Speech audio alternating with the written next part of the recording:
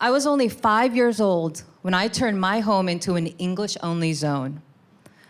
I came home from kindergarten one day and I declared to my parents, no more Tagalog, only English. I just started going to school in the US after spending my toddler years in the Philippines, and the kids at school were teasing me about my accent and my language. And my parents listened to me. This small girl with big bangs and no front teeth who had just learned that speaking another language made her not belong. I learned English really quickly, but in the process, I lost my ability to understand and speak Tagalog, my first language. In trying to belong to one world, I lost the ability to communicate with the other.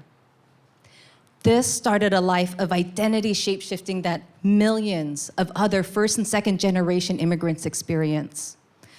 We're the first generation to be predominantly raised in a new country. And so we're also the first to figure out how we fit into the two worlds we're a part of, the world at home and the other outside our home.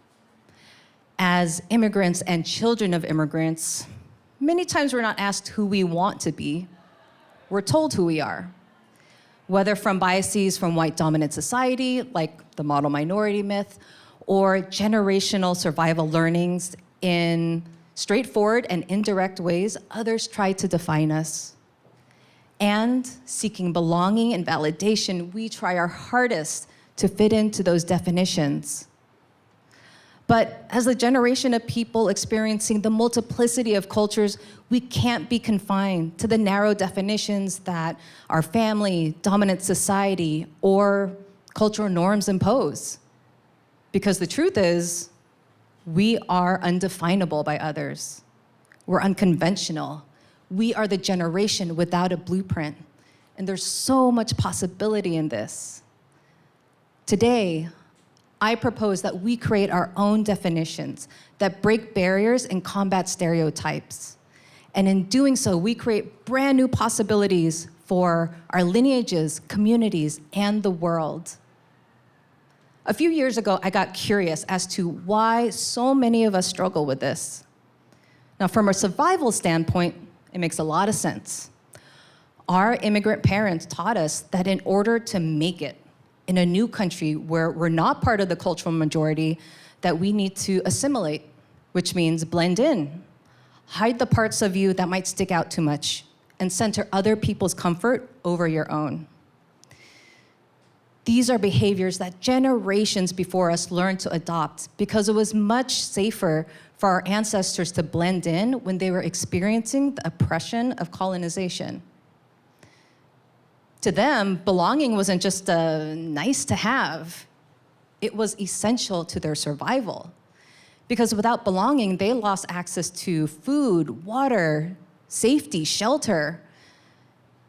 And so the roots of this behavior run deep and eventually pass down to us.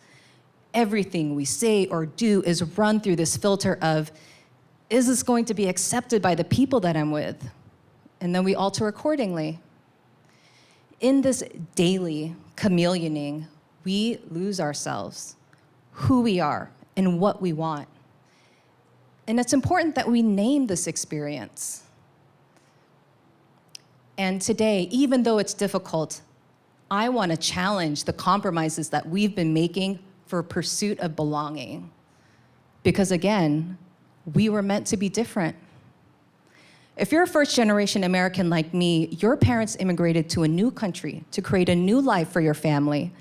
And we are a product of that newness. And so we're not going to be exact reflections of either world that we're a part of. And trying to fit into their definitions is, quite honestly, an impossible task. And instead, we have this expansive and cycle-breaking opportunity to create our own definitions on our own terms. Now, I can tell you from personal experience, there's so much power in this. For the first 3 decades of my life, I let others' definitions rule me. As the eldest grandchild of my Filipino immigrant family, I was assigned the role of caretaker, the responsible one, and the ultimate role model. I was the one that aunts and uncles would point to and tell their kids, be more like her. And these validations from people that I love gave me a sense of purpose and value and worthiness. And so I pushed myself more and more to check off these boxes of achievements. And in a lot of ways, it paid off. I was the first in my family to graduate from a US college, the first to get a master's degree, and had a six-figure job before I was 30. But the cost of it was that I missed out on figuring out who I was from a young age. I missed out on being kind of this messy, carefree, irresponsible kid. And as an adult and entering the corporate workplace, I was faced by yet another set of definitions and expectations, but this time from the white dominant culture there. I was the only Asian woman on teams of predominantly older white men for nearly a decade. I so wanted to belong and prove my value, and so I would work crazy hours. I would mask my true self. I would pretend to understand their sports references. And I would even laugh off their racist remarks, like when they called me Oriental. Still, I didn't belong. Eventually, I hit the quote-unquote bamboo ceiling and was passed over for promotions. I had cultural biases in my performance reviews, like being seen as the stereotypical submissive Asian woman and being told that I wasn't assertive enough, even though I was speaking out as much as my other colleagues were.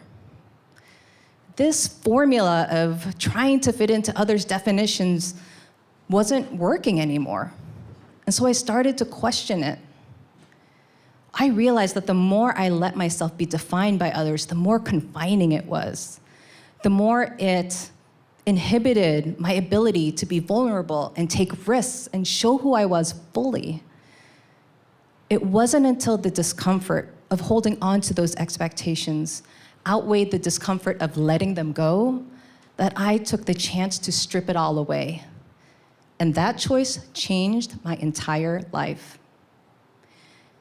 In 2016, I did something that was completely opposite to everything that I was taught to do. I quit my high-paying job. I said goodbye to those benefits. I booked a one-way ticket to Iceland, and I traveled the world for a year with my husband.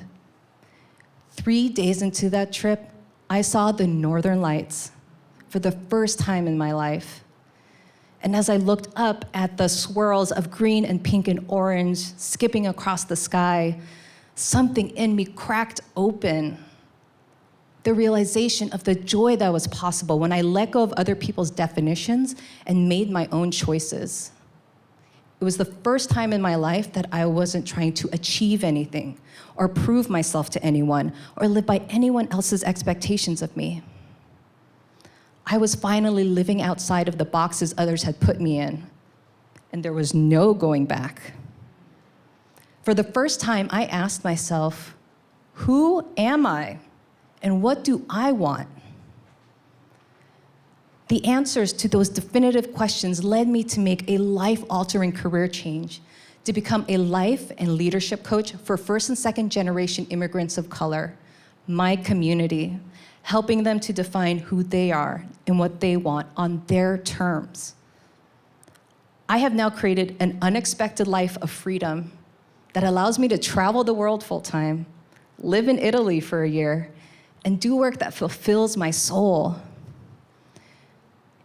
Because I took the chance to let go of other people's expectations, I have now helped hundreds of immigrants and immigrant descendants to define themselves.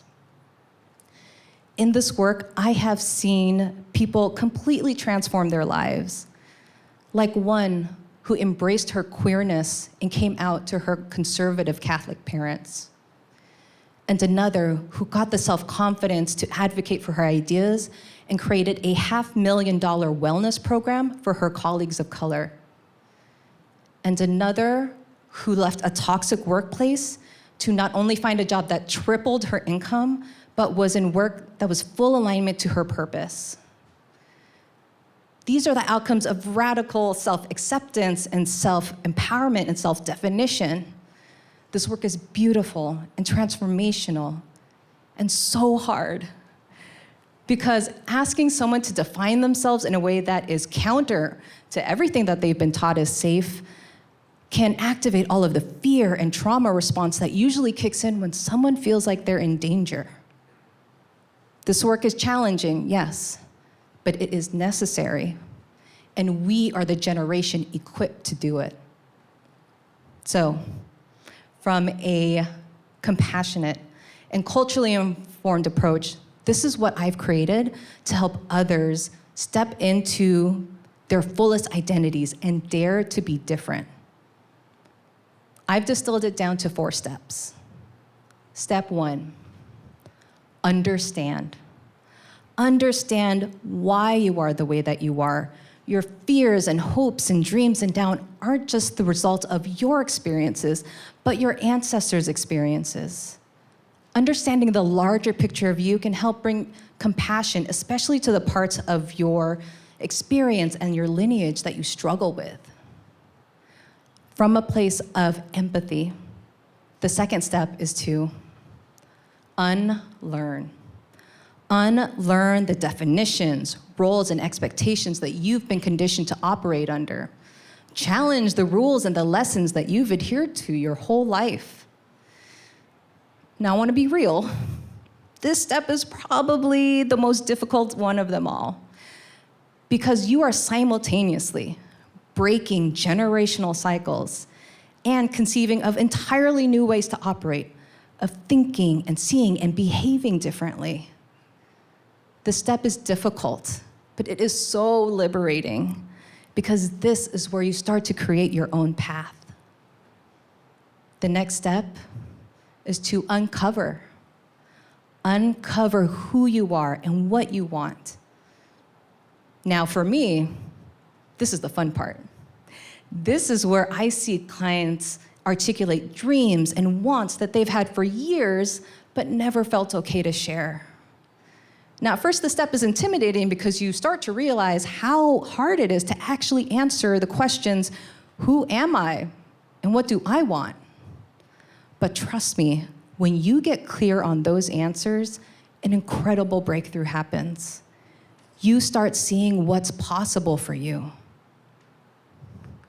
And lastly, step 4, unleash. Unleash who you are. Make choices that honor your values. Go after the goals that you actually want. The more that you do this, the more your life will be a reflection of your definition of yourself. Understand, unlearn, uncover, and unleash. You got this. I'll admit, it's a messy process, but that's what creating new paths for our lineages looks like. Messy, imperfect, but forward.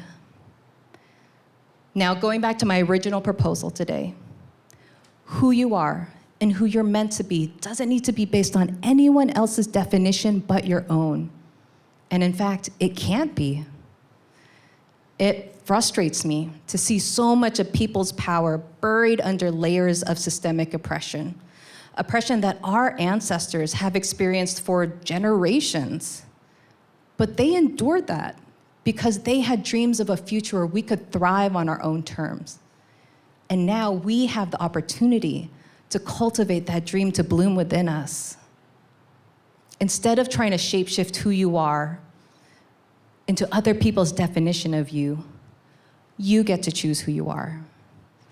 And on my journey, I'm learning Tagalog again.